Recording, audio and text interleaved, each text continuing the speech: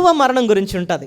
ఎలా చెప్పారు చూడండి, 53:5 మన అతిక్రమములు బట్టి అతడు గాయపరచబడెను, మన దోషములు బట్టి నలుగొట్టబడెను, సమాధానమైన శిక్ష అతని మీద పడెను, అతను పొందిన దెబ్బల చేత మనకు సో ప్రభు మన కొరకు ప్రాణం పెట్టాడు అన్న సత్యాన్ని యెషయా గ్రంథం 53 నేర్పిస్తుంది. It speaks about the cross of Christ. అయితే 55 దేనికోసం రాయబడి ఉందండి అని మీరు అడిగితే, 55 ఒక పిలుపు ఉంటుంది చూడండి. 55 మొదటి 2 వచనాలు చూడండి. దప్పికొని వారులారా నేల ఎదుగు రండి, రోకలు లేని వారులారా మీరు వచ్చి కొని భోజనము చేయుడి, రండి రోకలు లేకపోయినను ఏమీ ఇయకయే ద్రాక్షరసను పాలను కొనుడి. సో ఇక్కడ ఏమన్నాడు, రండి దప్పికొన్న వారా నా యొద్దకు రండి. రండి అంటే ఏంటి అర్థం? ఒక ఆహ్వానం, ఒక పిలుపు అనమాట. దీన్ని ఇంగ్లీష్లో కాల్ అంటారు, పిలుపు. ఇంగ్లీష్లో ఇలా గుర్తుపెట్టుకోవచ్చు. 53 క్రాస్ ఉంటుంది. క్రాస్ అంటే సిలువ కదా, క్రాస్. 55 కాలింగ్ అంటే ఏంటి? రండి అని పిలుపు, call. So cross and the call, ఆ మధ్యలో ఈ భాగం ఉంది. ఈ మధ్యలో ఈ భాగం ఏం నేర్పిస్తుందండి అంటే, ఈ సువార్తను విని ఆ పిలుపుకు స్పందించి యేసయ్య దగ్గరకు వచ్చిన వారికి యేసయ్య చేసే 8 మేళ్ల గురించి ఈ 54 మనము చూస్తాం. మళ్ళీ ఒకసారి చెప్తున్నా, 53 సిలువను గురించి ఉంది, 55 ఒక పిలుపుని గురించి ఉంది. అంటే ఈ సిలువను గురించిన సత్యాన్ని విని ఆ పిలుపుకు స్పందించి యేసయ్య దగ్గరకు వచ్చిన వారికి మరి ఏ మేళ్ళు చేస్తాడండి అంటే, ఒక 8 మేళ్ళు ఈ 54 దేవుడు మన కొరకు రాయించాడు అనమాట. ఆ 8 విషయాలు ఏంటో నేను క్లుప్తంగా చెప్పి ముగిస్తాను. ఓకే, 12 అయింది. Wish you all happy new year. Very good. సరే, ఈ 54 లో ఈ 8 పాఠాలు మనము నేర్చుకుందాం. మొట్టమొదటిదండి, ప్రభు ఆయన మనకు జీవితంలో మనకు చేసే మేలు ఏది అని అంటే, మనల్ని ఆయన కుటుంబంలో చేర్చుకున్నాడు. చెప్పండి, మనల్ని ఏం చేశాడు? ఆయన కుటుంబంలోకి మనల్ని చేర్చుకున్నాడు. ఇది ఎలా చెప్పారండి అంటే, 54 చూడండి, మొదటి 2 వచనాలు. గొడ్రాల పిల్లలు కననిదాన జయగీతమెత్తుము, ప్రసవేదన పడనిదాన జయకీర్తనెత్తి ఆనందపడము, సంసార పిల్లల కంటే విడబడిన దాని పిల్లలు విస్తారమగుదురు అని యెహోవా సెలవిచ్చుచున్నాడు. నీ గుడారపు స్థలములు విశాలపరచుము, నీ నివాస స్థలములు తెరలు నిరాడారంగా సాగనిము, నీ త్రాళ్లను పొడుగు చేయుము, నీ మేకులను దిగగొట్టుము, కుడివైపునకు ఎడవైపునకు నువ్వు వ్యాపించదు. ఎక్కడి వరకు ఆగండి. ఇక్కడ ఒకళ్ళ కోసం మాట్లాడుతున్నారు, గొడ్రాలా అని పిలుస్తున్నాడు. సో ఈ గొడ్రాలంటే ఎవరి కోసం అండి అని అంటే, శారా. ఎవరండి? శారా. ముందు ఆమె ఏంటి? గొడ్రాలు. ఆమెకు సంతానం లేదు. అంటే అబ్రహాము కుటుంబంతో మాట్లాడుతూ, ఇదిగోండి ఇప్పటివరకు మీరు డేరాల్లో ఉన్నారు కదా, ఇందాక చెప్పాను, ఊరిలో ఏమో బిల్డింగ్లో ఉండేవారు, కానీ కనాను వచ్చినప్పుడు ఎందులో జీవిస్తున్నారు? వారు డేరాల్లో జీవిస్తున్నారు. ఆ డేరాల్లో ఉన్నప్పుడు అక్కడ ఈ శారా గొడ్రాలుగా ఉన్నప్పుడు ఆ కుటుంబంతో దేవుడు మాట్లాడుతూ అంటున్నాడు, ఇక మీరేం చేయాలంటే మీ టెంట్ పెద్ద చేయాలి. ఇంకా ఇప్పటివరకు మీ చిన్న టెంట్లు ఉన్నాయి, ఇక మీద మీ టెంట్లు ఏం చేయాలి? చాలా పెద్దది చేయాలి. అది ఎలా రాస్తున్నాడో చూడండి. నీ గుడారపు స్థలమును విశాలపరచు, ఇంకా నీ నివాస స్థలము తెరలు నిరాటంకంగా సాగనిము, నీ త్రాళ్లను, ఈ త్రాళ్ళు అంటే ఏంటి? టెంట్లను దేంతో కడతారు? ఇప్పుడు బయటన షామియానా వేశారు, దేంతో కట్టారు? తాళ్ళతో కట్టారు. వాళ్ళు కూడా డేరాలు వేసుకుని డేరాలను దేంతో కట్టేవారట? తాళ్ళతో కట్టారు. ఇంకా తాళ్ళతో కట్టి ఇంకేం చేశారు? నీ మేకులను, ఈ టెంట్లు వేసిన వాళ్ళు కూడా ఏం చేస్తారు చెప్పండి? తాడులను దూరం చేసి మేకులు దిగ్గొట్టి కడతారు. ఎందుకంటే టెంట్ పెద్ద చేయాలంటే, ఇప్పుడు వరకు మీరు ఇద్దరే ఉన్నారు. ఎవరు? అబ్రహాము, శారా. ఇక మీదట నీ సంతానాన్ని నేను అభివృద్ధి చేయబోతున్నాను. ఇంతకీ వీళ్ళు ఎక్కడి నుంచి వస్తారండి ఈ సంతానం అని చూస్తే, లాస్ట్లో అంటున్నాడు చూడండి, 3వ వచనం చివరన, నీ సంతానము అన్య జనముల దేశమును స్వాధీనపరుచుకొనును, పాడైన పట్టణములను నివాస స్థలముగా చేయను. ఈ మాట చూడండి, నీ సంతానము అన్య జనముల దేశమును ఏం చేస్తుంది? స్వాధీనం చేసుకుంటా. స్వాధీనం చేసుకుని అక్కడి నుంచి తీసుకొని వస్తుంది నీ కుటుంబంలోకి. నీ సంతానం అంటే మీరు అందరూ అనేసుకోవచ్చు, అంటే అబ్రహాముకు పుట్టింది ఎవరు? ఇస్సాకు కదండి, ఆ సంతానం కోసం నన్ను మాట్లాడుతున్నారంటే కాదు కాదు కాదు కాదు. ఇస్సాకు నుండి ఎవరు వచ్చారు? ఇస్సాకు బిడ్డలు ఎవరు? ఏసావు, యాకోబు.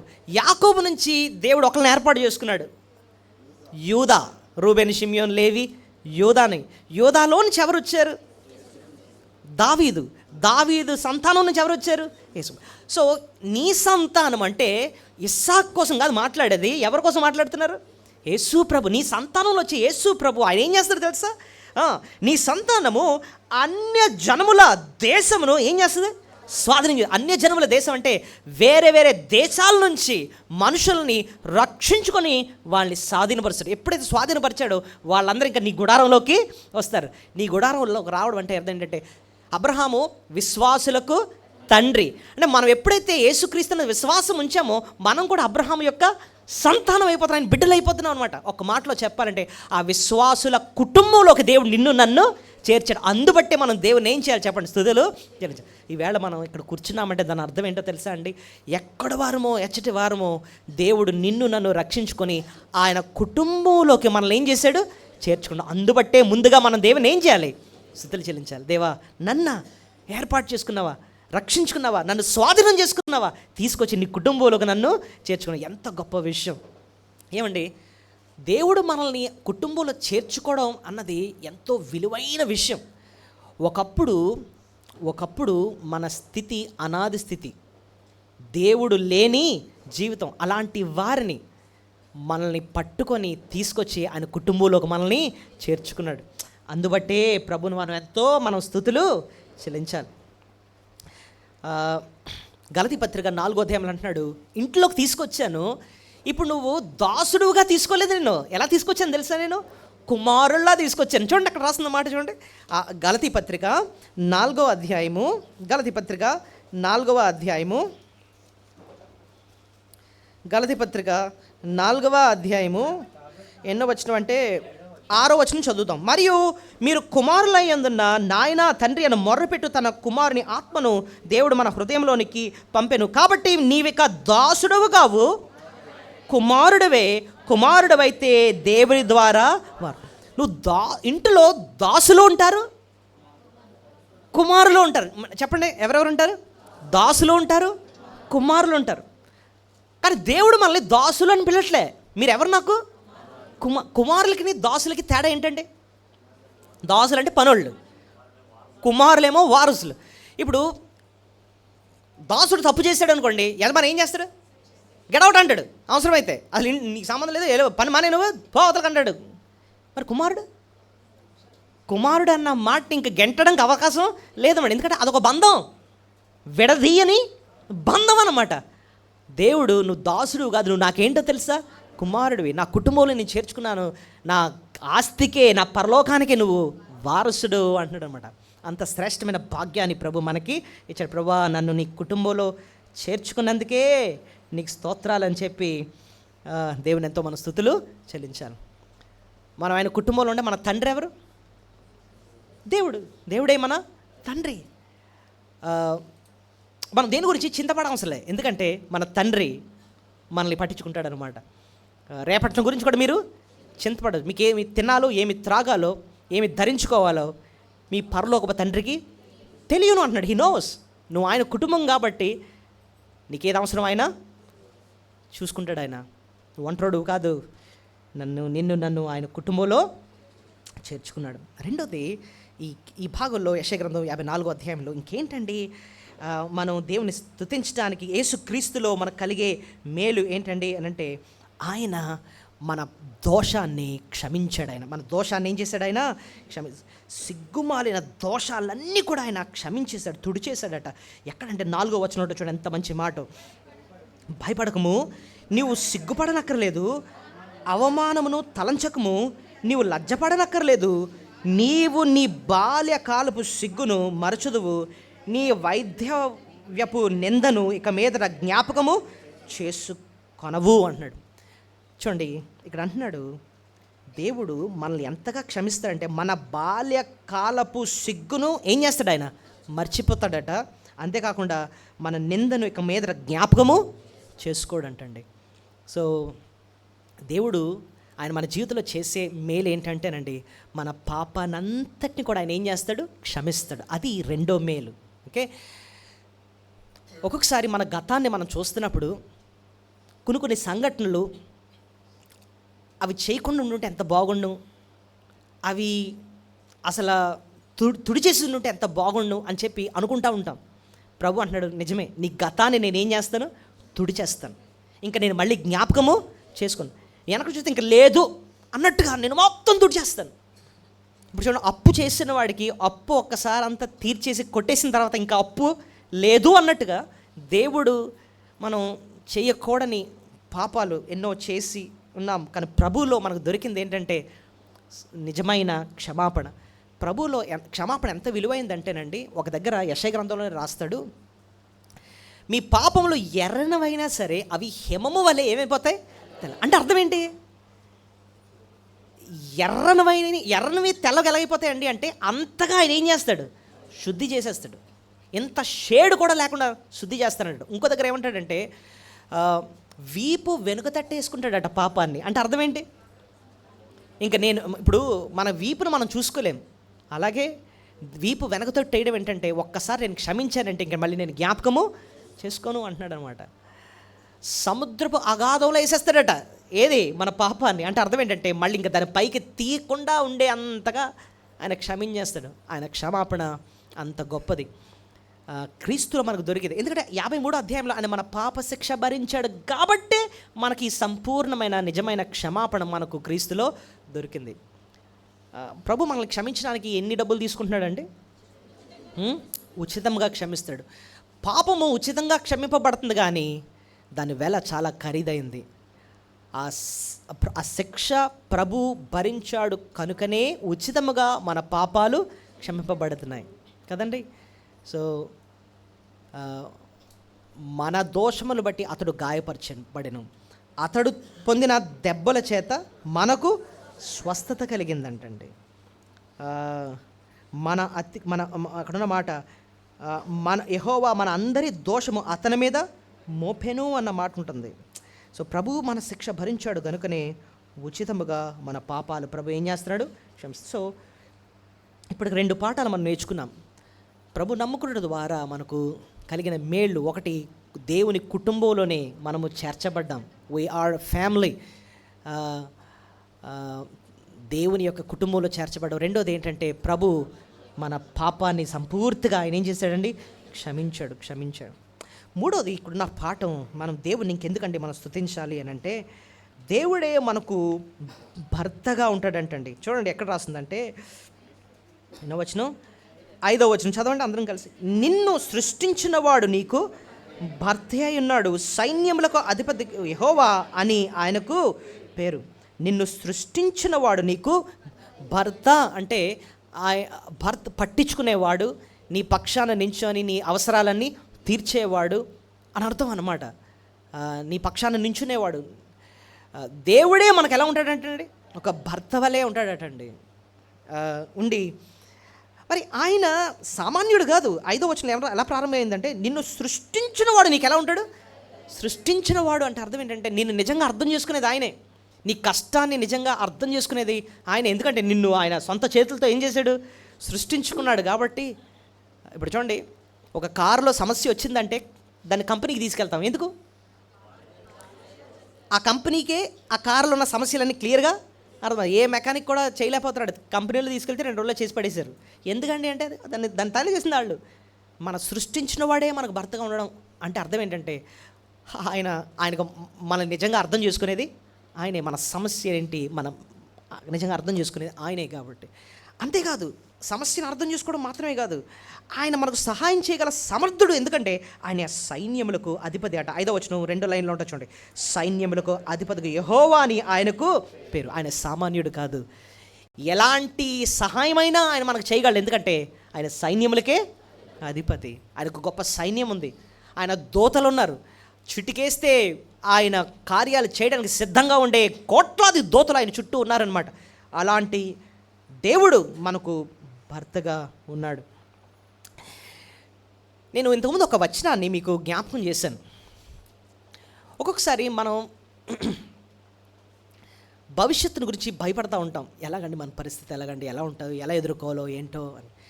భయాన్ని జయించాలంటే ఒక సూత్రం ఉందండి. అదేంటో తెలుసా? 1 యోహాను 4:18 అది చదివి నాకు చెప్పాలి మీరు. ఒక భయాన్ని జయించాలి అంటే ఇక్కడ ఒక సూత్రం ఉంది. ఏంటో చూడండి. చదవండి.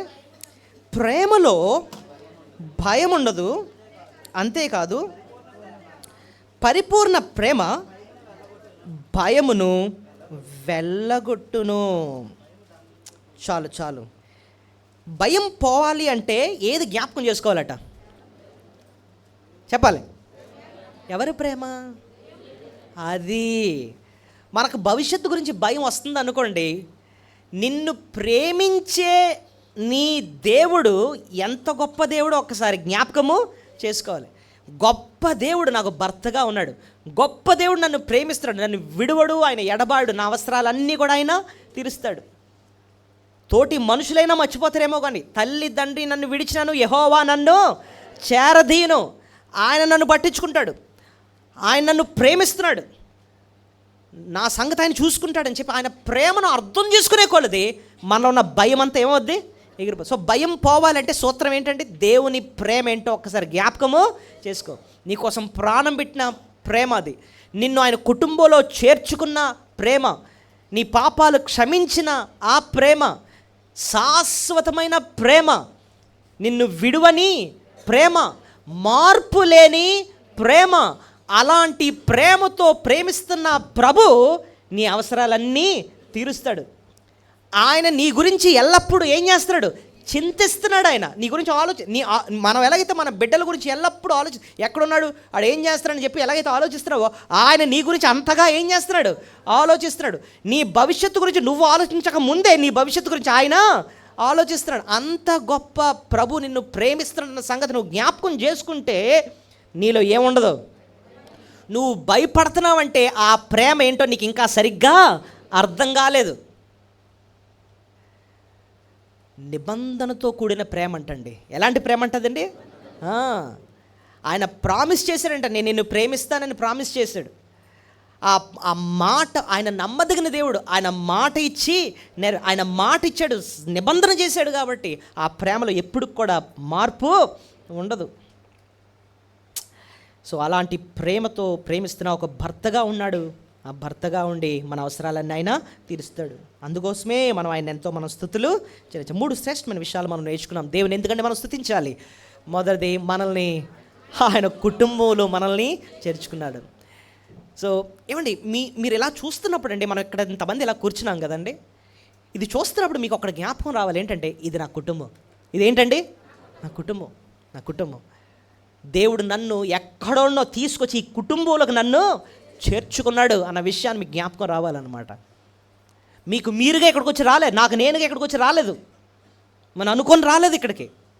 దేవుడు నిన్ను ఏరుకోరి తీసుకొచ్చి ఆయన కుటుంబంలోకి నన్ను చేర్చుకోండి. అది ఎంత గొప్ప భాగ్యమో నీకు అర్థం కావట్లే. ఇంకో విషయం చెప్పనా, ఇక్కడ ఎలాగైతే కూర్చున్నామో ఇదే కుటుంబంతో రేపు ఉదయం పరలోకంలో కూడా కూర్చుంటాం. మనకంటే ముందున్న వాళ్ళు, మరణించిన వాళ్ళు ఆల్రెడీ ఎక్కడికి వెళ్ళిపోయారు? పరలోకానికి వెళ్ళి ఫస్ట్ ఫ్లైట్లో వెళ్ళిపోయారు వాళ్ళు. నెక్స్ట్ ఫ్లైట్లో మనం వెళతాం. మొత్తం మీద మన అల్టిమేట్ డెస్టినీ ఎక్కడ? పరలోకం. ఇక్కడ ఎలాగైతే కూర్చొని ప్రభువుని ఆరాధిస్తున్నామో రేపు ఉదయం ఇదే కుటుంబంతో రేపు పరలోకంలో కూర్చొని ఏం చేస్తాం?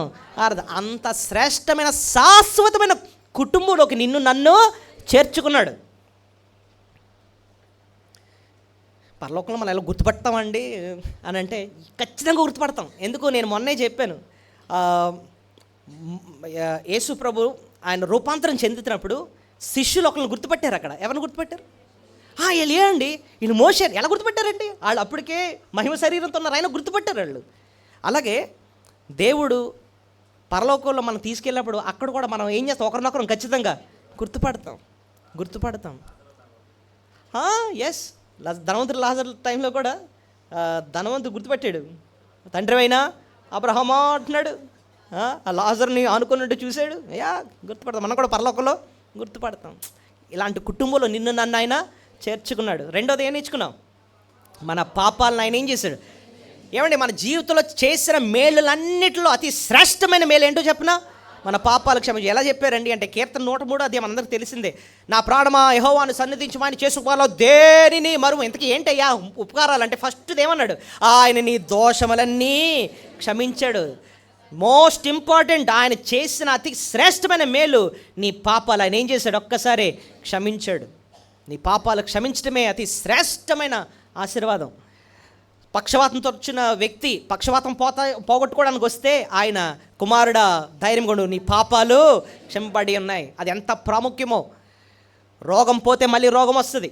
ఈ శారీరక రోగం మహా అయితే చంపుతుంది, కానీ పాపం అన్న రోగం చంపి నరకానికి తీసుకెళ్ళిపోద్ది అనమాట. అలాంటి పాప రోగం నుంచి ప్రభు మనల్ని క్షమించి మాకు విడుదల అనుగ్రహించాడు. అందుబట్టే మనం రెండోదిగా దేవుని ఎంతో మనం స్తుతులు చెల్లించాలి. ఉచితంగా క్షమించాడు, మనకు ఉచితమే, కానీ దానికి వెల ఆయన సిలువలో చెల్లించి ఆ రీతిగా మనకు క్షమించాడు. మూడోది మనం ఏం నేర్చుకున్నాం, కమాన్ చెప్పాలి. ఆయనే మన రక్షించాలి, వదిలేశాడు గాలికి కాదు. ఆయనే మనకు ఎలా ఉన్నాడంటండి, ఆ మాట ఉపయోగించడం చూడండి. ఒక భార్యకు భర్త ఎలాగైతే నించొని కుటుంబ అవసరాలన్నీ ఎలాగైతే తీరుస్తాడో అలాగా దేవుడు మనకే ఎలా ఉన్నాడంటండి, ఒక భర్తగా ఉండి నీ ప్రతి అవసరత కూడా ఆయన తీరుస్తున్నాడు. ఆ ప్రేమను ఎప్పుడైతే నువ్వు తలపోసుకున్నావో హృదయంలో ఉన్న భయం ఏమవుద్ది. ఇందాక మనం చదివాం కదా, ప్రేమలో ఏముండదు, భయం ఉండదు. ఆ ప్రేమను నువ్వు సంపూర్ణమైన ప్రేమను అర్థం చేసుకున్నావంటే నువ్వు అసలు భవిష్యత్తు గురించి భయపడవన్నమాట. Understand his love. ఆ ప్రభుని యొక్క ప్రేమను ఎప్పుడూ మనం తలపోసుకుంటూ ఉండాలి. నాలుగోది 6-8 వచనాలు చూడండి. కోపించుచునే వాత్సల్యత చూపించేవాడని ఇక్కడ కూడా రాస్తుందండి. చూడండి 6వ వచనం నుంచి, నీ దేవుడు ఈ మాట సెలవిచ్చున్నాడు. ఏంటి, విడవబడి దుఃఖక్రాంతురాలైన భార్యను పురుషుడు రప్పించున్నట్లును తృణీకరింపబడిన యవ్వనపు భార్యను పురుషుడు రప్పించినట్లు యెహోవా నిన్ను పిలుచుచున్నాడు. నిమిషమాత్రము నేను నిన్ను విసర్జితిని, గొప్ప వాత్సల్యతములో నిన్ను సమకూర్చెదను. మహోద్రేకం కలిగి నిమిషమాత్రము నీకు విముఖుడనైతని, నిత్యమైన కృపతో నీకు వాత్సల్యత చూపెదను. చూడండి ఇక్కడ ఏమన్నాడండి అని చూస్తే, ముందేమో నేను నిమిషం మాత్రం నేనేం చేశాను, విసర్జించాను, తృణీకరించాను, నిన్ను దూరం చేశాను, కానీ మళ్ళీ గొప్ప వాత్సల్యత నీ ఎడల చూపిస్తాను. సో ఇక్కడ మనం దేవుని గురించి నేర్చుకునే 4వ లక్షణం ఏంటి చెప్పండి. కోపించిన మన ఎడల ఏం చూపిస్తాడు, ఆయన వాత్సల్యత చూపిస్తాడు. ఇక్కడ తను చేసిన తప్పును బట్టి భర్త కోపం తెచ్చుకున్నాడు, ఆమెను పంపించేశాడు. కానీ పంపించేసే మళ్ళీ ఏం చేశాడట, పురుషుడు రప్పించినట్లు మళ్ళీ ఆమెను ఏం చేశాడట, రప్పించాడు. క్షమించాను, మళ్ళీ రా నువ్వు అని చెప్పి చేర్చుకుంటున్నాడటండి. తృణీకరించాడు యవన భార్యను పురుషుడు, మళ్ళీ ఏం చేశాడంటే రప్పించాడు. యెహోవా నిన్ను పిలుచుచున్నాడు, నిమిషం మాత్రమే నేను నిన్ను ఏం చేశాను, విసర్జించాను. గొప్ప వాత్సల్యత నీ ఎడలు చూపించి మళ్ళీ నిన్ను సమకూరుస్తాను. మన జీవితంలో కూడానండి, ఎందుకంటే దేవుడు ఎందుకంటే కోపం చూపిస్తాడు, ఆ నిమిషం మాత్రం కోపం కూడా ఎందుకు చూపించాల్సి వస్తుంది. అప్పుడప్పుడు అలా వస్తూ ఉంటుంది కోపం ఆయనకి. ఎందుకు వస్తుంది? ఇప్పుడు మనకు కూడా ఎందుకు వస్తుంది కోపాలు చెప్పండి. ఎవరైనా మాట వినకపోతే, పిల్లడు ఉన్నాడు మాట వినట్లేదు అనుకోండి, వెంటనే మనకేమొస్తుంది, కోపం వస్తుంది. కోపించినా మళ్ళీ మనమే బిడ్డని చేర్చుకుంటాం కదా. దేవుడు ఎంత మంచి దేవుడు అంటే, ఒక్కొక్కసారి ఆయన కోపంతోనే ఒక దెబ్బ వేస్తాడు. ఆ దెబ్బలో కూడా ఎంతో ప్రేమ ఉంది, విసర్జిస్తాడు. కానీ ఒక్కసారి తప్పు తెలుసుకున్న తర్వాత వెంటనే ఆయనే మళ్ళీ ఏం చేస్తాడు, చేర్చుకుంటాడు. బిడ్డలను ఎలాగైతే మనం కొట్టింది మనమే దెబ్బేస్తాం, మళ్ళీ ఎత్తుకొని తీసుకెళ్ళి 2 చాక్లెట్లు కొని ఏడకో అంటాం మళ్ళీ. దేవుడు ఎంత మంచి దేవుడు అంటే, కోపించుచునే మళ్ళీ ఏం చూపిస్తాడండి, వాత్సల్యత చూపించే దేవుడు అండి. వాత్సల్యత అన్న మాట ఎప్పుడు గుర్తుపెట్టుకోండి.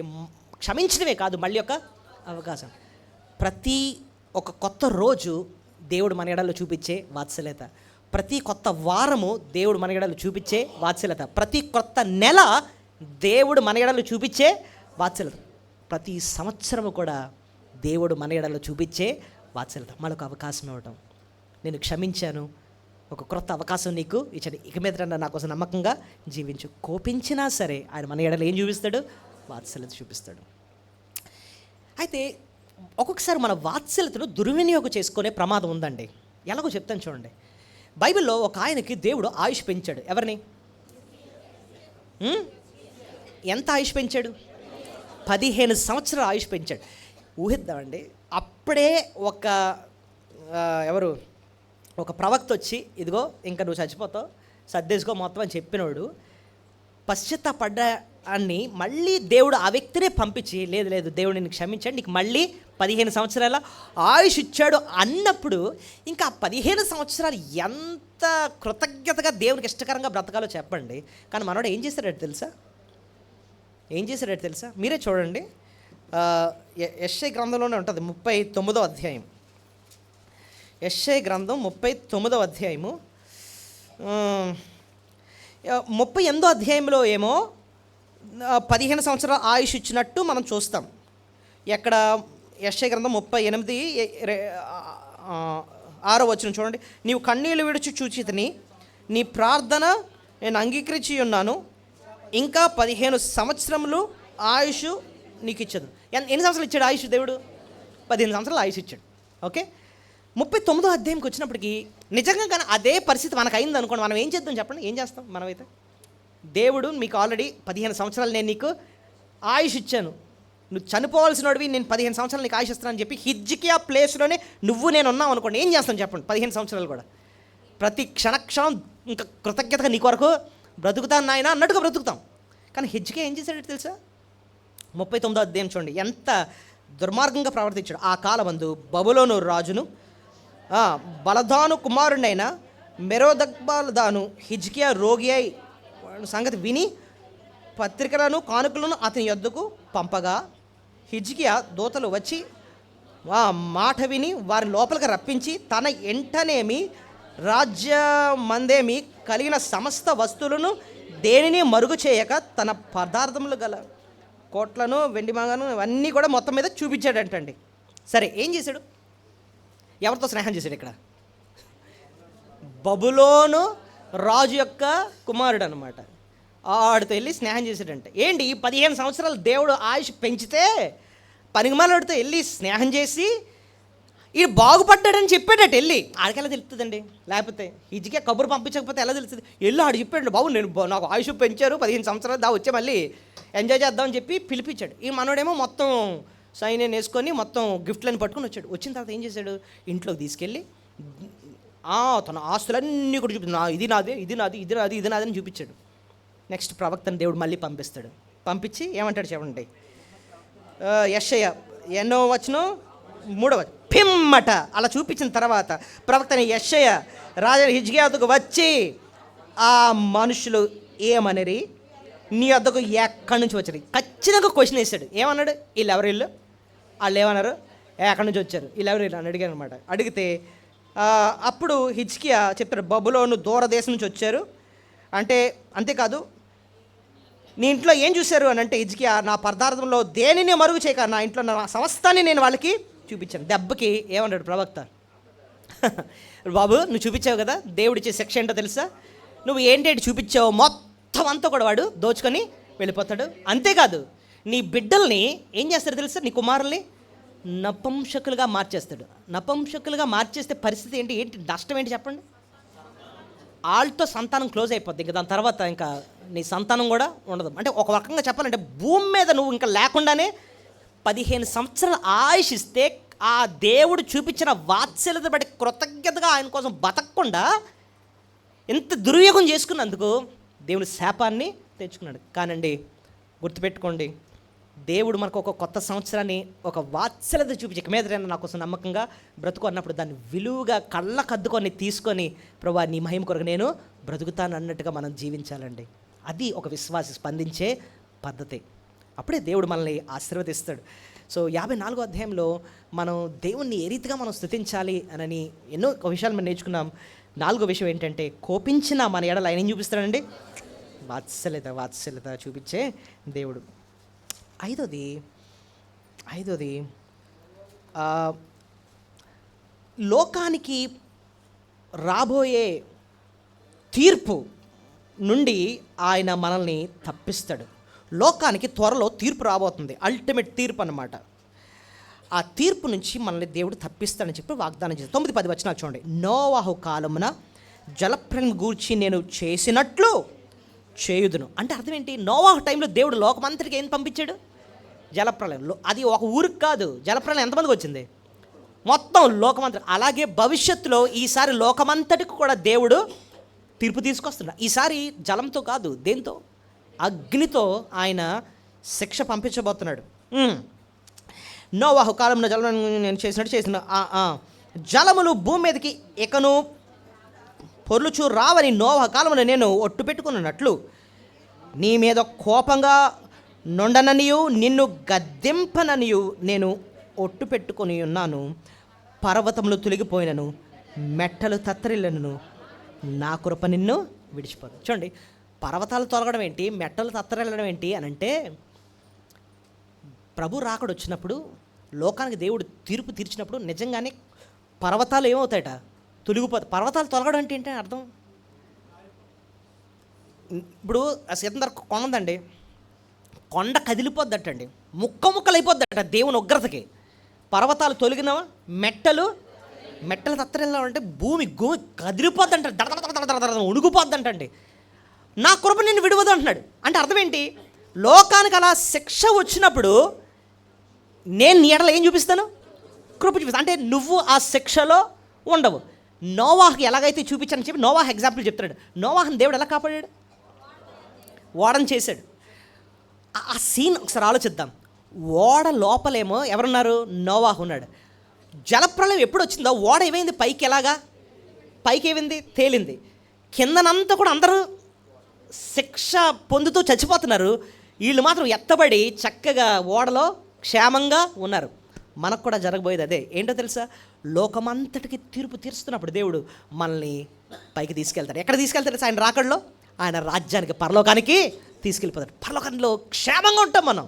ఓడలో ఎలాగైతే నోవాహు సురక్షితంగా ఉన్నాడో అలాంటి వాగ్దానమే నీకు నాకు చేస్తాను, నిబంధన చేస్తున్నాడు. ఏంటంటే నిన్ను పైకి తీసుకెళ్ళిపోతాను, పరలోకానికి ఆ రీతి కృప నేను నీకు చూపిస్తాను. లోకమంతటికి శిక్ష వస్తున్నప్పుడు ఇక్కడంతా పర్వతాలు తొలగిపోతూ ఉంటాయి, మెట్టలు తత్తరిల్లుతూ ఉంటాయి, అగ్ని పంపించి కాల్చేస్తూ ఉంటాను నేను, కానీ నా కృప మాత్రం నిన్న ఆ సమయంలో విడిచి పోదంటున్నాడు. ఎంత శ్రేష్టమైన వాగ్దానం! అంటే లోకానికి రాబోయే తీర్పు నుంచి నువ్వు నేను తప్పించుకుంటాం, నువ్వు నేను ఆ శిక్షలో ఉండం. అలాంటి వాగ్దానాన్ని దేవుడు యేసుక్రీస్తులో మనకు దొరికింది. ఏమండి, ప్రభు రాకడ త్వరలో రానే ఉంది.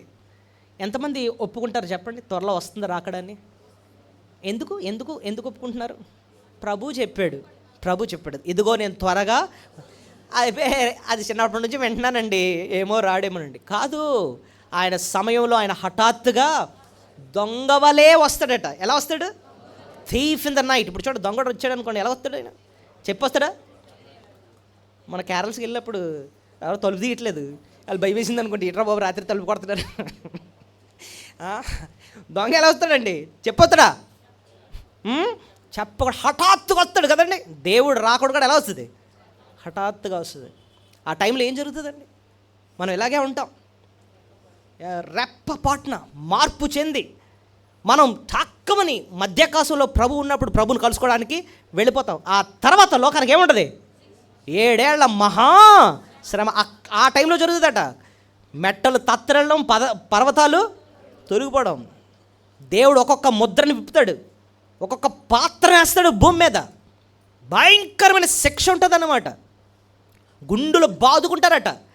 అక్కడ రాజుల్లా అంటారు, పెద్ద పెద్దోళ్ళు అధికారులు అంటారట, బండలతోనూ కొండలతో చెప్తారట, ఓ కొండల్లారా, ఓ బండల్లారా, మా మీద పడి ఆ గొర్రెపిల్ల యొక్క ఉగ్రత నుంచి మమ్మల్ని తప్పించండి అని చెప్పి బతిమాలుతారంట. అంటే అర్థం ఏంటంటే, మీరు పడినా పర్లేదేమో కానీ ఆ ఉగ్రత ఇంకా భయంకరమైంది. అరే అసలు బండలు పడితేనే పచ్చడైపోతాం, అదన్నా పర్లేదు, అంతకన్నా భయంకరమైంది ఉగ్రత అంటున్నారన్నమాట. అయితే అలాంటి ఉగ్రతలో నువ్వు నేను ఉండం. క్రీస్తులో, యేసయ్యలో మనకు అంత ఆశీర్వాదం. ఈ లోకానికి రాబోయే తీర్పు నుంచి దేవుడు నిన్ను నన్ను ఏం చేస్తున్నాడు? రక్షిస్తున్నాడు. ఎంత శ్రేష్టమైన వాగ్దానం! అది 5వ పాఠం మనం చూస్తున్నాం. దానికోసమే ఒక నిబంధన కూడా చేశారు. 10వ వచనంలో ఒక నిబంధన అన్న మాట ఉంటుంది చూడండి. సమాధాన విషయమైన నా నిబంధన తొలగిపోదు. ఎలాంటి నిబంధన అంటేదండి? నీతో నేను సమాధానం. చూడండి, యేసయ్య పుట్టినప్పుడు దూతలు పాట పాడారు, సర్వోన్నతమైన స్థలముల్లో దేవునికి మహిమయు, ఆయనకి ఇష్టమైన మనుషులకు భూమి మీద సమాధానం. అలాంటి సమాధాన నిబంధన సమాధానం అంటే అర్థం ఏంటంటే, ఇప్పుడు చూడండి, రాహాబు ఎక్కడుండేది? రాహాబు ఎరుకో కోట గోడ మీద కదండి. అప్పుడు ఇద్దరు వేగులు వారు వచ్చినప్పుడు వాళ్ళతో ఒక నిబంధన చేసుకుంటుంది. ఏంటి? అయ్యా, మీరు ఖచ్చితంగా వచ్చి ఎరుకొని జయిస్తారు, కానీ నా కుటుంబాన్ని మాత్రం మీరు ఏం చేయండి, జ్ఞాపకం చేసుకోండి అని చెప్పి ఒక సమాధాన నిబంధన చేసుకుంది కదండి. అప్పుడు వాళ్ళు ఏమంటారు? అయితే ఓ పని చేయి, ఈ ఎర్ర దారం ఉంది కదా, ఈ తాడు ఉంది కదా, ఇది మీ కిటికీ కట్టు, ఆ ఇంట్లో మీరు అందరూ ఉండండి. మేము మొత్తం అంతటిని నాశనం చేసేటప్పుడు నీ ఇంటికి మాత్రం మేము రాము, ఎందుకంటే మాకు ఏముంది? ఒక సమాధాన నిబంధన ఉంది. We have a covenant, peace covenant ఉంది మీకు నాకు. ప్రభుత్వం మనకేముందో తెలుసా? సమాధాన నిబంధన. ఆయన వస్తున్నాడు లోకానికి తీర్పు తీర్చడానికి, కానీ మనం ఆ తీర్పులో ఉండం, మనం పరలోకంకి వెళ్ళిపోతాం, ఆయన రాజ్యంలో ఉంటాం. కాబట్టి ఆ సమాధాన నిబంధన బట్టే మనం దేవుని ఎంతో మన స్తుతులు చెల్లించాలండి. చూసారా, ఒక్కొక్క వచనంలో ఎంత లోతైన సత్యాన్ని దేవుడు దాచి ఉంచాడో. ఈ మాటలు బట్టండి మనం దేవుని మనం స్తుతులు చెల్లించాలి. నెక్స్ట్ ఎన్ని విషయాలు ఇచ్చుకున్నది? 5 కదా, 5. 6వ విషయం చూద్దాం. 6వ విషయం, మనల్ని పరలోకం కోసం సిద్ధపరుస్తున్నాడు, పరలోకాన్ని మన కొరకు సిద్ధపరుస్తున్నాడట. 6వ పాఠం ఏంటంటే, మనల్నేమో పరలోకం కోసం సిద్ధపరుస్తున్నాడు, పరలోకాన్నేమో మన కోసం సిద్ధపరుస్తున్నాడు. ఎలా చెప్పారండి అంటే, చూడండి, పరలోకాన్ని మన కొరకు సిద్ధపరుస్తున్నట్టుగా మనం ఇక్కడ చూస్తాం. ఎక్కడంటే 11వ వచనం నుంచి, ప్రయాసపడి గాలివాన చేత కొట్టబడి ఆదరణ లేక ఉన్నదానా. సో ఈ లోకంలో మనకేముందండి? ప్రయాసపడుతున్నాం, గాలివాన చేత కొట్టబడి ఆదరణ లేక ఉన్నదానా. ఇలాగంటి ఆదరణ లేక కష్టాలతో ఉన్న మనల్కి అంట దేవుడు ఒకటి తయారు చేస్తున్నాడట. ఏంటో చూడండి, నేను నీలాంజనములతో నీ కట్టడములను కట్టుదును, నేలములతో నీ పునాదులను వేయుదును, మాణిక్యములతో నీ కోటకుంభములను, సూర్యకాంతములతో నీ గుమ్మములను కట్టుదును, ప్రశస్తమైన రత్నములతో నీకు సరిహద్దులు ఏర్పరచుదును. సో ఇక్కడ వరకు ఆగుదాం. ఏమంటండి, ఏం కోసం మాట్లాడుతున్నాడు? ఏదో కడతాను. ఏంటి కడుతున్నాడు ఇక్కడ ఆయన? ఏం కడుతున్నాడు? పరలోకాన్ని. దేంతో కడుతున్నాడు అంటండి? నీలాంజనములతో నీ కట్టలను కడతాను, నేలముతో నీ పునాదులు వేస్తాను, మాణిక్యములతో నీ కోటగుమ్మములను, సూర్యకాంతములతో నీ గుమ్మములను, ప్రశస్తమైన రత్నములతో నీకు సరిహద్దులు. నీలములేంటి, నీలాంజనములేంటి, మాణిక్యాలేంటి, సూర్యకాంతములేంటి, ప్రశస్తమైన రత్నాలేంటి? ఇప్పుడు చూడండి, మన ఇల్లు కట్టుకుంటున్నాం అనుకోండి, ఇల్లు అందంగా ఉండడానికి ఏం చేస్తామంటే, చూడండి, గోడకి టైల్స్ అంటిస్తాం కదండి. నేల మీద కూడా ఏం చేస్తాం? ఉట్టి ఇంతకుముందేమో మనకి పాత ఇళ్ళకి ఏముండేవండి? కిందన పాత ఇల్లు అండి, మట్టి ఇంకా పేడతో అలికేవారు, గుర్తుందా? పేడతో అలికేవారు కదండి.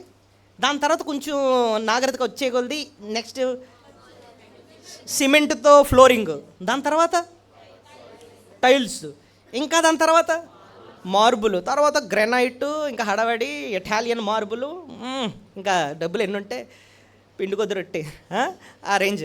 ఇప్పుడు గోడలకు కూడా ఏం చేస్తున్నారు? రకరకాల టైల్స్. అంతేనా? ఎంత డబ్బు ఎక్కువైపోయినా ఇవే కదా అంటిస్తాం. అంతేగానో రత్నాలు లేకపోతే ఇలాంటివి ఏమైనా అంటిస్తూ ఉంటారండి? అవే మనం ఎంత డబ్బు ఎక్కువైపోయినా ఇవి అంటించాం అంతే. కానీ పరలోకాన్ని దేవుడు దేంతో పొదుగుతున్నాడంటండి?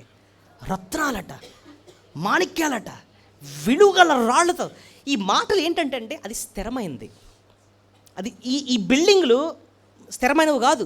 ఒక 50 సంవత్సరాలు అయ్యాయంటే మళ్ళీ బేటలు వచ్చేస్తూ ఉంటాయి, పడగొట్టాలి. కానీ పరలోకపు దేవుడు సృష్టించిన ఈ పరలోకం అండి, అది శాశ్వతమైనది, స్థిరమైనది, విలువైనది, అది నిశ్చలమైనది. ప్రభు నీ కొరకు నా కొరకు సిద్ధపరుస్తున్న పరలోకం. సో పరలోకాన్ని నీ కొరకు నా కొరకు ఏం చేస్తున్నాడు? సిద్ధపరుస్తున్నాడు. యోహాను సువార్త 14వ అధ్యాయం కూడా ప్రభు అంటాడు, నేను వెళ్ళి మీ కొరకు నేను స్థలం. సో కడుతుంది ఎవరు వేరే బిల్డర్ కాదు, ఎవరికో కాంట్రాక్ట్ ఇవ్వలేదు దేవుడు.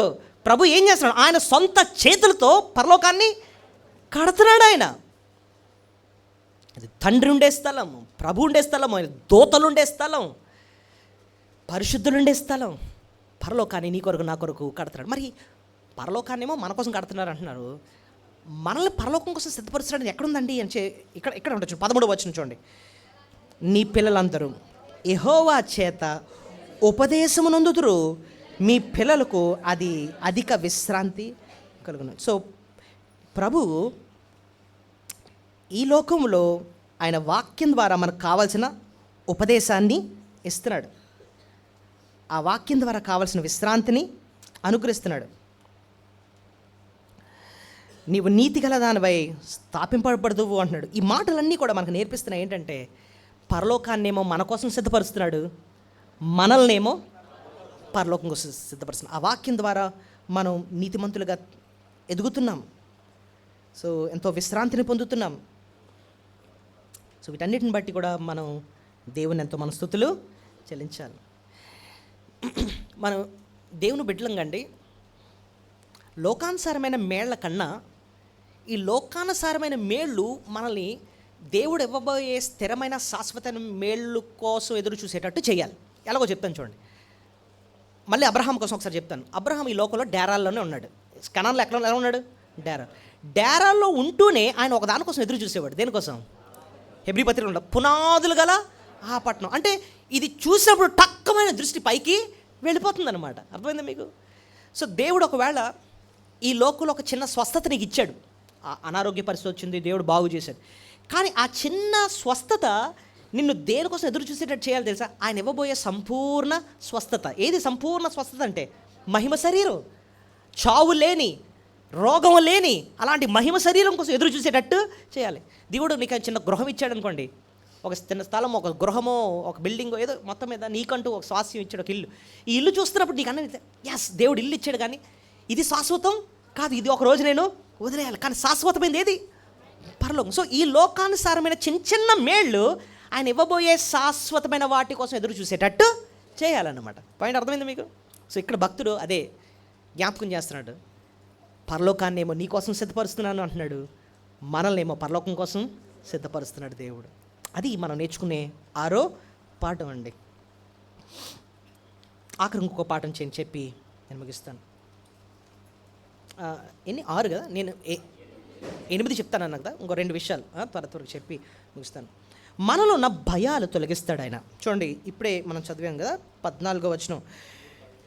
నీవు భయపడనక్కర్లేదు, బాధించువారు నీకు దూరముగా నుందురు, భీతి నీకు దూరంగా ఉండును, అది నీ దగ్గరకు. సో భయము మనకు దూరం చేస్తాడు అంటున్నాడు. నువ్వు దేనికి భయపడుతున్నావో ఆ భయాన్ని నీ దగ్గర నుంచి ఏం చేస్తాడు? ఆయన దూరం చేస్తాడు. కీర్తన 3వ అధ్యాయంలో భక్తుడు అంటాడు, నేను భయపడను అంటాడు. ఎందుకు అయ్యా భయపడవంటే, దేవుడే నాకు కేడెముగా ఉన్నాడు అంటున్నాడు. దేవుడు ఎలా ఉన్నాడట? కేడెము అంటే అర్థం ఏంటి? ఒక యుద్ధం చేస్తున్నప్పుడు ఒక సైనికుడికి ఒక చేతిలో కత్తి, ఇంకో చేతిలో డాల్ ఉంటుంది. ఆ డాలుతో ఏం చేస్తారంటే శత్రువు దాడి చేస్తున్నప్పుడు అడ్డంగా పెట్టుకుంటాడు. దేవుడే నాకు ఎలా ఉన్నాడు? ఒక డాలులా, కేడెంలో ఉన్నాడు. కాబట్టి నేను దేనికి కూడా భయపడను అన్నట్టుగా ఆయన ధైర్యం తెచ్చు. దేవుడు అలాగే మనకు, నీకు నాకు కేడెంగా ఉన్నాడు. కాబట్టి మనం దేనికి భయపడనక్కర్లేదు, భయాన్నే తొలగిస్తున్నాడు. నువ్వు దేనికి భయపడనక్కర్లేదు అంటున్నాడు. భీతి నీకు దూరముగా ఉండును, అది నీ దగ్గరికి రానే రాదు. అది 7వ పాఠం. సో కొత్త సంవత్సరంలో ఏ భయాలతో ఇంతవరకు నువ్వు నడుచుకొని వచ్చావో ఆ భయాలను మోసుకొని మనం కొత్త సంవత్సరంలోకి వెళ్ళకూడదు. ఏం చేయాలి? వదిలేయాలి కదండి. ప్రభు దీనికోసం, ఈ మనుషుల గురించి, ఈ పరిస్థితుల గురించి ఎక్కువ భయపడ్డాను నాయన, నువ్వు నాకు ఉన్నా కాబట్టి ఇంక నేను ఎందుకు భయపడాలని చెప్పి ఆ భయాలన్నీ కూడా వదిలేసి వెళ్ళాలన్నమాట. ఆఖరిగా ఒక పాట నేర్చుకొని మనం ముగించుకుందాం. మన పక్షాన్నుండి ఆయన యుద్ధం చేస్తాడు. 17వ వచనం చూడండి. నీకు విరోధముగా రూపింపబడిన ఏ ఆయుధము వర్ధిల్లదు. దేవుడు మన పక్షాన్నుండి ఆయన యుద్ధం చేస్తాడు. ఎవరైనా విరోధంగా మనం నించుంటే వాళ్ళు వర్ధిల్లరట. ఎందుకండి అంటే దేవుడు మన పక్షాన్నుండి వారితో ఏం చేస్తాడు? ఆయన యుద్ధం చేస్తాడు. ఆయన ఈ మాటను మనం ఎంతో ధైర్యపరచాలి. మనం బలహీనులము, కానీ దేవుడు బలవంతుడిగా ఉండి మన పక్షానుండి ఆయన యుద్ధము చేస్తాడు. ఈ 8 పాఠాలండి మనసును పెట్టుకుందాం. ఈ క్రొత్త సంవత్సరంలో, ఈ మొదటి గడియల్లో మనసారా మనం దేవుని మన స్తుతులు చెల్లిద్దాం. దయచేసి మోకరించండి. మీకు సమయం ఉంచినప్పుడు క్లుప్తంగా ప్రభుని ఆరాధించండి.